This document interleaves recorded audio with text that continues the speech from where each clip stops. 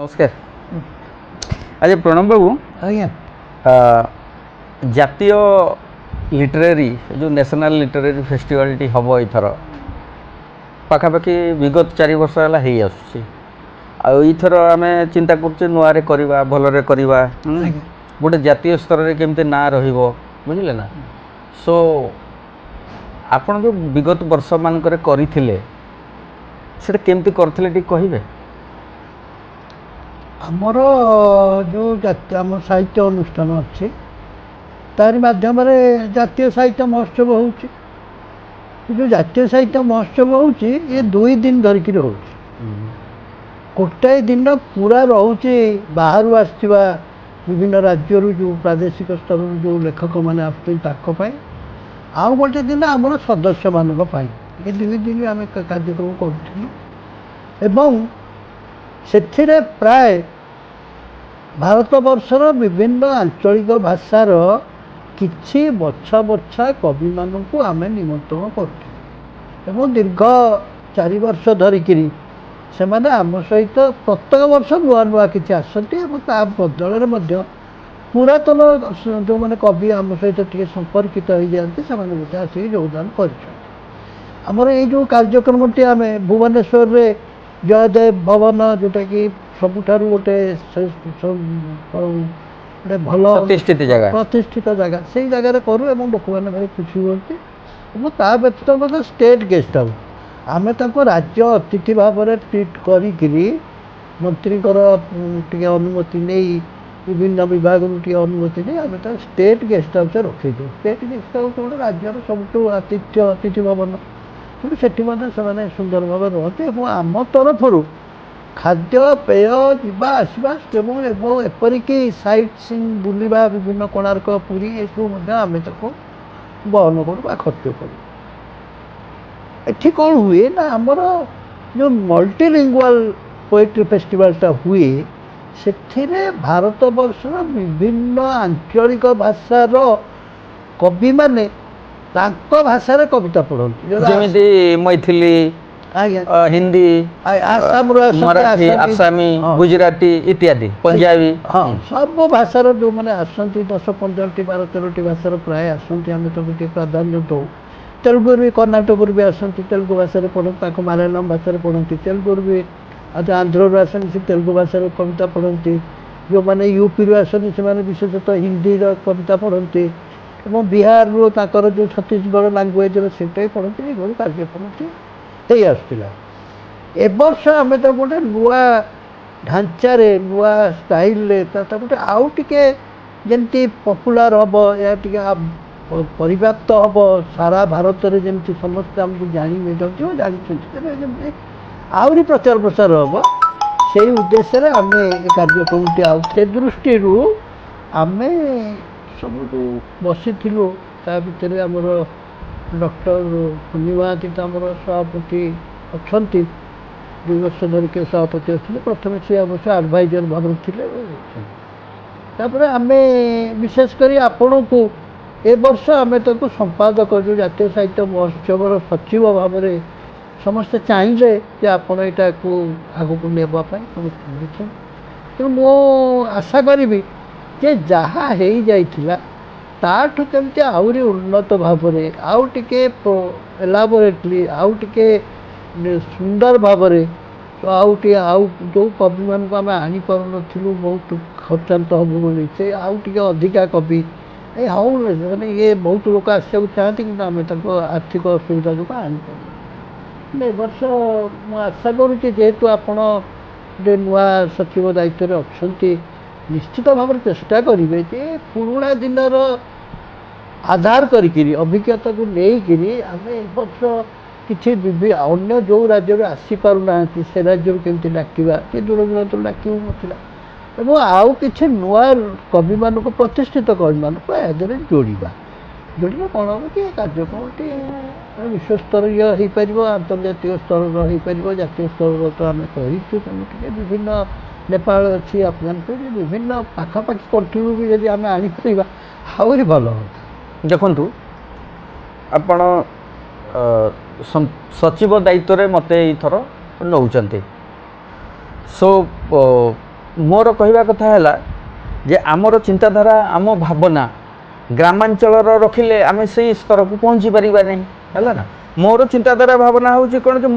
International स्तर भावना को रखिकी आगू को जाए जीवी जदि आम भावना चिंता ये सबू जिनस जितेबाला आम अंतरराष्ट्रीय स्तर रखा ताहले आम जातीय स्तर में पहुँच पारिबा है ना। तो से ये वे मुझर जमी काली भी कही आपको आज भी कहूँ जे आम जो कवि मान को भी आनिबा जो 10-15टी राज्य कवि माने आसबे से कवि माने निहाती गोटे तांकर गोटे लेवल थिबो से माने को देखिले कवि माने तांको सुनिबा पई चाहिबे प्रतिष्ठित थिबे हैला। तो ठीक सेमती आम राज्य भी किसी कवि अच्छा से मैंने प्रतिष्ठित किसी कवि अच्छा जो किसी नुआ कवि भी अच्छा शुणापी चाहूँगी जानापी चाहूँगी तांको भी आम किसी डाकिबा एथर समस्त को गोटे एकजुट कले गोटे मानसिकता को डेभलप कले आम निहाती भाव में पहुँची पारिबा। ये है गोटे कथा। 2 नंबर है जिते बड़े गोटे जातीय स्तर आम फेस्टिवल करुचे मु गोटे चिंता करुच्ची जे आम एथरठू गोटे अंतत प्रत्येक भाषार गोटे भाषा को गोटे पुरस्कृत करवा गोटे बही को पुरस्कृत करवा ताहले कौन हम जातीय स्तर में गोटे हटचमक सृष्टि हम जे ना एठी कविता सम्मेलन कविता पाठसभा भी होउची गोटे आलोचना चक्र भी होउची एवं गोटे लेखक को गोटे संवर्धित सम्मानित भी करा होउची तार बही को।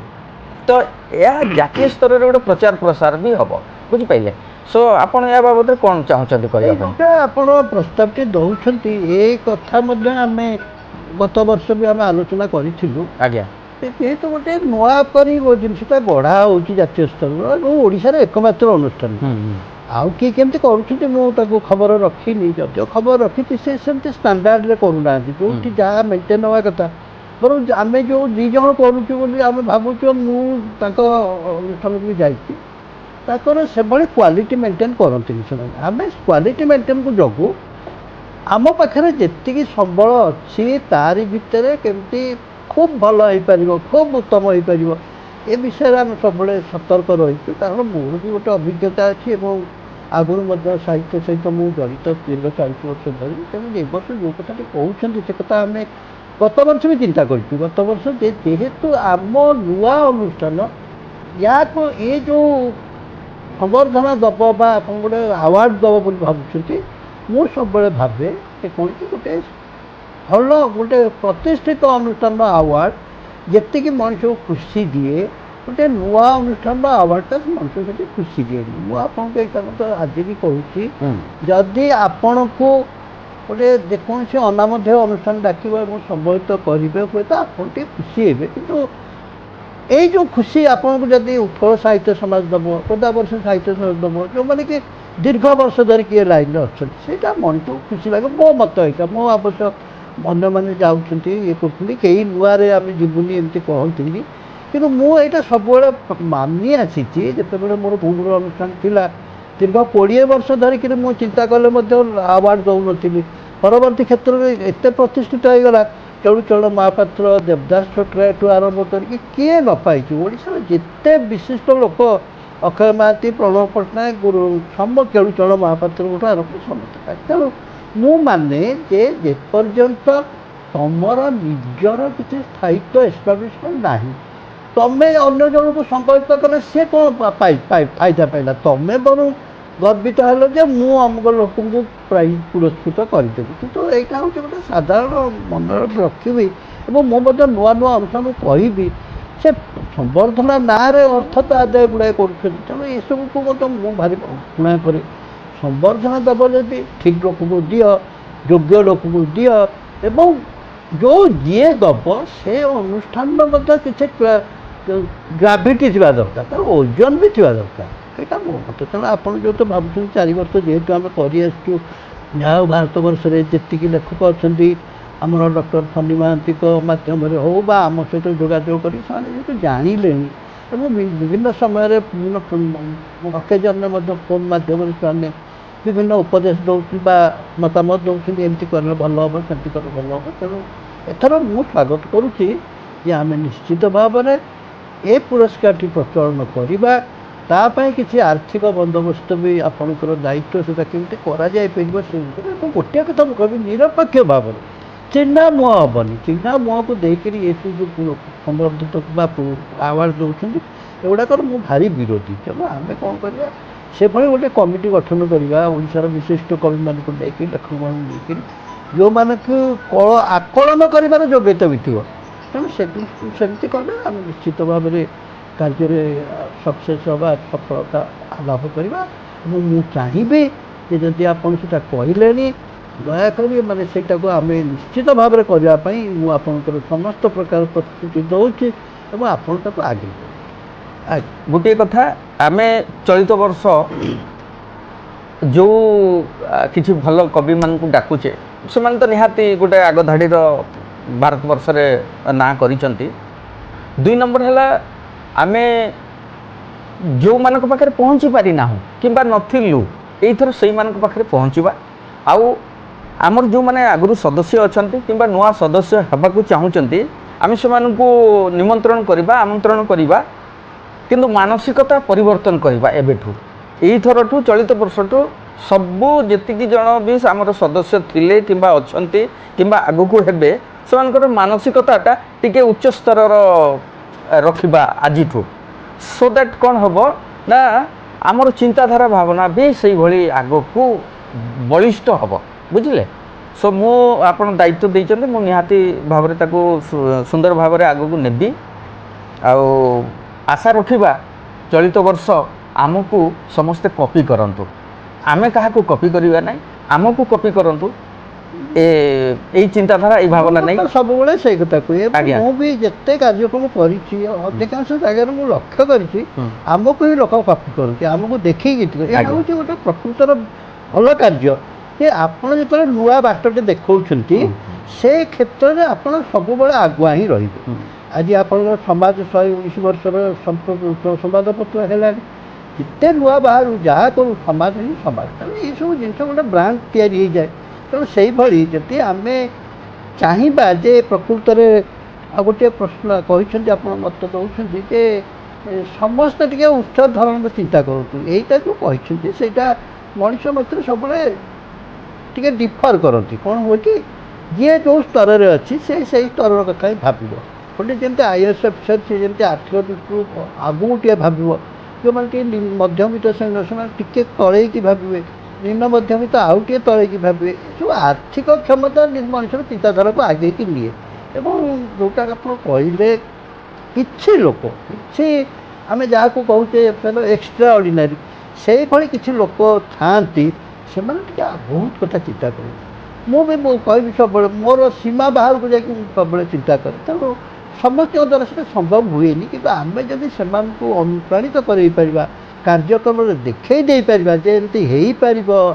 ଆପଣଙ୍କର ଦ୍ୱାରା କିଛି ଅସମ୍ଭବ ନୁହଁ ଆମ ଦ୍ୱାରା ସବୁ ସମ୍ଭବ ତାହେଲେ ସେମାନଙ୍କଟା ଆପଣଙ୍କ ରାସ୍ତା ଦେଇକି ଯେଉଁ ନୂଆ ରାସ୍ତା କରିଥିବେ ସେ ରାସ୍ତାରେ ଯିବେ। ମୋତେ ଜଣେ କହିଥିଲେ ମୁଁ ବହୁତ ସବୁବେଳେ କହେ ଯେ ମୋତେ କହିଥିଲେ ସମସ୍ତେ ସାର୍ଟକୁ ଆଗପଟେ ବୋତାମ ଦେଇ ଖୋଜୁଛନ୍ତି ଆପଣ ଯଦି ଅନକମନ୍ ହେବେ ପ୍ରତ୍ୟେକ କ୍ଷେତ୍ରରେ ତାହେଲେ ଆପଣଙ୍କ ପ୍ରଚାର ଆଗକୁ ଯାଇପାରିବେ। ଆପଣ ଯଦି କାଲି ସକାଳେ ରାସ୍ତାରେ ପଛପଟେ ବୋତାମ ଦେଇ ଗଲେ ନିଶ୍ଚିତ ଭାବରେ ଆପଣଙ୍କୁ ଆଇଦର ପାଗଳ କହିବେ ନହେଲେ ଗୋଟେ ନୂତନ ଚିନ୍ତାଧାରା ଲୋକ କହିବେ ଏକଥା ମୁଁ ଆମର ରାଜେଶ ରୋଶନ ଯିଏ ନ୍ୟୁଜ୍ ଇଣ୍ଡିଆ ତାଙ୍କୁ ଶୁଣିଥିଲି କେତେ କଥାରେ ତେଣୁ ମୁଁ ସବୁବେଳେ କହେ ନୂଆ ରାସ୍ତା ତିଆରି କର ଯେଉଁ ଶଗଡ଼ ଗୁଡ଼ା ଯେଉଁ ରାସ୍ତାରେ ଯାଉଛନ୍ତି ସମସ୍ତେ ଯେଉଁ ରାସ୍ତାରେ ଯାଉଛନ୍ତି ସେ ରାସ୍ତାରେ ଯାଇକରି କେହି ମଣିଷ ସଫଳତା ପାଇନି ତା'ର ସୁନାମ ଆସିନି ତେଣୁ ଆମେ ଯଦି ଏ ଅନୁଷ୍ଠାନକୁ ଆଗେଇକି ନେବା ଆପଣଙ୍କ ଭଳି ଜଣେ ସଚିବକୁ ଆମେ ପାଇଲୁ ଯିଏ କିଏ ଚିନ୍ତା କରୁଛନ୍ତି ଏମିତି ଚିନ୍ତାଧାରା ବିରଳ ଚିନ୍ତାଧାରା ମୁଁ ତ ଦେଖୁଛି ମୋତେ କହିବ କାହିଁ ଆପଣ ଏଗୁଡ଼ା ଭାବୁଛନ୍ତି ଏତେ କ'ଣ ଆମେ ଆଗକୁ ଯାଇପାରିବା ହଁ ଯିବା ଏଇ ଯେଉଁ ନିଷ୍ଠା ଏଇ ଯେଉଁ ଡେଡିକେସନ୍ ମଣିଷର ଏଇ ଯେଉଁ ଆଗକୁ ଯିବାର ଯେଉଁ ଉତ୍ସାହ ଉଦ୍ଦୀପନା ସିଏ ମଣିଷକୁ ସଫଳତାର ସିଡ଼ିରେ ପହଞ୍ଚେଇ ଦେଇପାରିବ। ଆପଣ ଆଗେଇ ଚାଲନ୍ତୁ ଆମେ ଆପଣଙ୍କ ପଛରେ ଅଛୁ ବୟସ ଦୃଷ୍ଟିରୁ ସାମାନ୍ୟ ଯଦି ବା ଅନୁତ୍ସାହିତ ଲାଗେ ବେଳେବେଳେ ଶାରୀରିକ ଏ ଯୋଗୁଁ କିନ୍ତୁ ମନୋବଳ ରହିଛି ଆପଣମାନେ ଆମଠୁ ଆହୁରି ଯୁବକ ଅଛନ୍ତି ଆପଣମାନେ କାର୍ଯ୍ୟକ୍ରମକୁ ଆଗେଇକି ନେଇକରି ଏକୁ ବିଶ୍ୱବ୍ୟାପୀ କରନ୍ତୁ ଆଜି ଜାତୀୟ କହୁଛେ କାଲି ଯେମିତି ଆନ୍ତର୍ଜାତିକ କହିପାରିବା ଏଇ ଆଶା ମୁଁ କରୁଛି। ପ୍ରଣବ ବାବୁ ଯେଉଁ ଉପଦେଶ ଦେଲେ କିମ୍ବା ଯେଉଁ କଥା ଗୁଡ଼ିକୁ କହିଲେ ସେ କଥା ଗୁଡ଼ିକ ତ ଆମେ ନିହାତି ଇଏ କରିବା ମିଶିକିରି ଆମେ କରୁଛେ କାର୍ଯ୍ୟକ୍ରମଟି।